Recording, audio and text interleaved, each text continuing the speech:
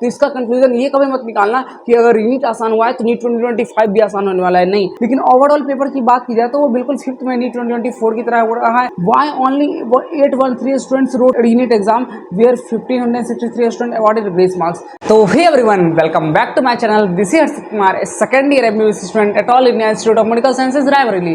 तो जैसा कि सुप्रीम कोर्ट ने कहा था कि कुछ स्टूडेंट को ग्रेस मार्क्स दिए गए एनटीए के द्वारा, तो उन स्टूडेंट का एग्जाम फिर से होना था, मतलब रीनीट हुआ है 23 तारीख को।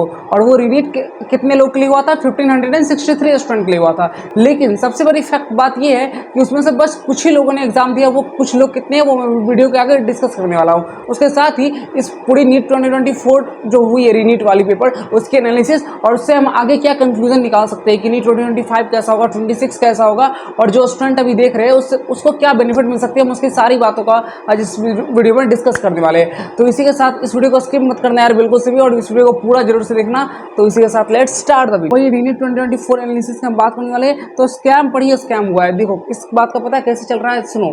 तो few things which is more important than paper analysis. Paper analysis तो सबको करके बता ही देंगे कि फिजिक्स में इतने टफ है, केमिस्ट्री थोड़ी इजी आ गई या कुछ जो भी रहा। लेकिन सबसे इंपॉर्टेंट ये बात है, why only 813 students wrote reNEET exam where 1563 student awarded grace marks. क्योंकि ग्रेस मार्क्स के लिए ये कहा गया था कि जिन स्टूडेंट को ग्रेस मार्क्स मिले हैं ना, उसमें से वही लोग रीनीट का पेपर दे। मतलब रीनीट का पेपर देना अपने ऊपर चॉइस पे था, तुम दे भी सकते हो नहीं भी दे सकते हो। अगर तुम दोगे तो जो तुम्हारा वो मार्क्स डिस्प्ले होगा जो कि तुम्हारे रीनीट के बाद का एक्चुअल स्कोर है। और अगर तुम रीनीट नहीं देते हो तो तुम्हारा एक्चुअल मार्क्स जो आया है विदाउट ग्रेस, वो मार्क्स तुम्हारा अपना हो जाएगा।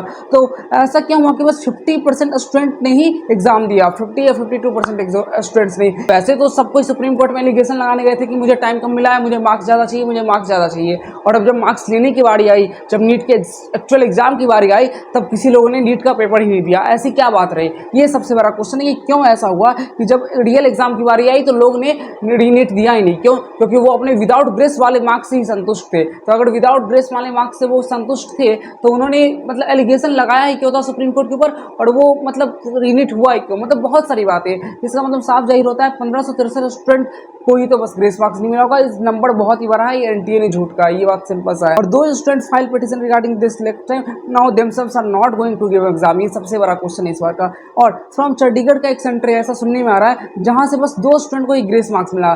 तो ऐसा कैसे पॉसिबल हो सकता है यार? मतलब ऐसा कोई हो सकता है कि अगर एक रूम में भी हो तो एक रूम में भी मिनिमम 30-20 लोग बैठते ही है। तो ऐसा हो सकता है क्या बस 2 लोग को पेपर लेट मिले और बाकी सबको पेपर टाइम पे मिल जाए? How is this possible man? अगर रीनीट लेना ही है तो उस सेंटर के सारे स्टूडेंट का लो ना, या एटलीस्ट उस जो एग्जाम हॉल है उसके तो सारे स्टूडेंट का लो। ये कैसे हो सकता है कि 2 को तुमने ग्रेस मार्क्स दिया, बाकी को नहीं दिया? मैं मानता हूँ 2 लोग को टाइम कम मिला, तो यार सबको टाइम कम मिलना चाहिए ना। टाइम तो सबको कम मिला होगा। जिन्होंने पिटीशन फाइल की उसको तो तुमने ग्रेस मार्क्स दे दिया, जिन्होंने नहीं फाइल की उसका क्या होगा? बहुत सारी चीजें यहाँ पर सोचने के हुए हैं। और उसके अलावा भी बहुत सारी चीजें जो धीरे धीरे सामने आने वाली है। तो let's come into the paper analysis. Paper analysis solution uploaded on my Telegram channel. तो अगर तुम्हें देखना है पेपर क्या है, उसका सॉल्यूशन क्या है, तो तुम देख सकते हो जाकर, और टेलीग्राम चैनल का लिंक डिस्क्रिप्शन में दिया गया है। लेकिन ओवरऑल पेपर की बात की जाए तो वो बिल्कुल फिफ्थ में नीट 2024 की तरह हो रहा है। ज़्यादा बहुत टफ नहीं पूछे गए, ज़्यादा ईजी क्वेश्चन भी नहीं पूछे गए इसमें। जैसे फिजिक्स की बात करूँ मैं, तो फिजिक्स में एक असर्शन रीजन आए थे, 2 स्टेटमेंट बेस्ड आए थे। लेकिन वहीं केमिस्ट्री की बात करूँ, केमिस्ट्री में एक भी असर्शन रीजन नहीं था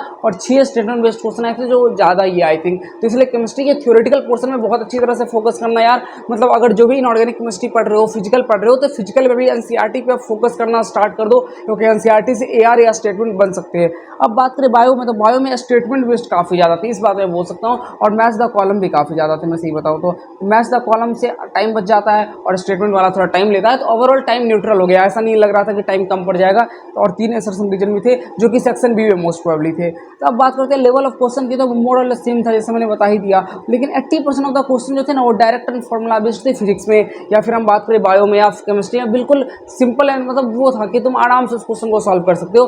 तो आई थिंक ये नीट 2024 जो रियल का पेपर था उससे थोड़ा सा आसान ही करो, लेकिन टफ तो नहीं मैं कह सकता। देखो जैसे मैं फिजिक्स की क्वेश्चन लेके आया हूँ, इसमें लिखा गया statement image formation and regular reflection and refraction statement two variety in the colour of the PCR और due to constant colour of the light incident on them. तो ये दोनों स्टेटमेंट से ये स्टेटमेंट तो करेक्ट हो जाता है, लेकिन ये स्टेटमेंट गलत हो जाता है। जब तुम एनसीईआरटी पढ़े होगे या बेसिक्स से तुमने पढ़ा होगा, तो लाइट इंसिडेंट के कारण कभी भी लाइट नहीं आता, लाइट क्या रिफ्लेक्ट हुई है इसके कारण ही तुम्हारी कलर दिखाई पड़ता है। तो इसलिए स्टेटमेंट गलत हो गया, ये करेक्ट हो गया।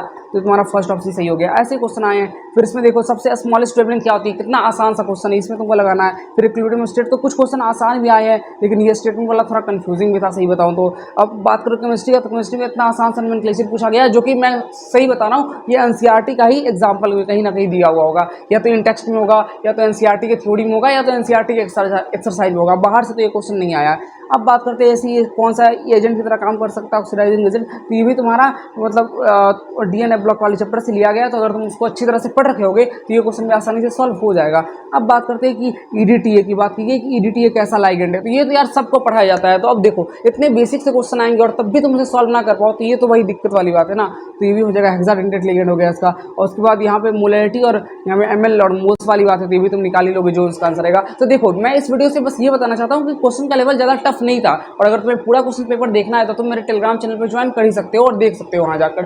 तो यार यही थी इस वीडियो में। आई होप कि तुम लोग को वीडियो से कुछ सीखने को मिला होगा। और अब बात करें इसका कंक्लूजन की, तो कंक्लूजन ये, can you expect NEET 2025 paper as this level, तो मेरा मानना है एक वेरी बिग नो। मतलब नीट 2025 का पेपर ऐसा नहीं होने वाला। जो लोग ऐसा सोच रहे हैं कि नीट 2025 भी ऐसा ही होगा, तो देखो यार ऐसी कोई बात नहीं है, क्योंकि बहुत सारे फैक्टर्स यार। हो सकता है कि अगले बार एनटीए एग्जाम कंडक्ट ही ना कराए, एनटीए का डायरेक्टर चेंज हो चुका है और उसके साथ ही इतनी हाई लेवल कट ऑफ जाने के बाद वो एग्जाम नहीं कंडक्ट करा सकती। सबसे बड़ा मेजर रीजन ये है कि अगर वो नीट का पेपर टफ करवा देती ना यार, तो लोग बोलते हैं कि डिस्क्रिपेंसी हो गई यहाँ पर। तुम ऐसा कैसे कर सकते हो कि रियल वाला जो नीट का पेपर है वो तुमने आसान रखा और रीनीट तुमने टफ रख सका, तब दोनों स्टूडेंट के लिए तो बात तो अलग अलग हो गई ना। इसलिए रीनीट टफ हो ही नहीं सकता था। तो इसका कंक्लूजन ये कभी मत निकालना कि अगर रीनीट आसान हुआ है तो नीट 2025 भी आसान होने वाला है। नहीं, start preparing NEET 2025 with high level. अच्छी तरह से प्रिपेयर करना स्टार्ट कर दो, फालतू के कंट्रोवर्सी मत पढ़ो। और it's not gonna to be so easy, इतना आसान तो नहीं। हाँ मैं मानता हूँ आसान रहेगा, एनसीईआरटी बेस्ड रहेगा, लेकिन उसमें भी थोड़े कंसेप्चुअल, थोड़े घुमावदार सवाल रहेंगे। तो अच्छी तरह से पढ़ना स्टार्ट कर दो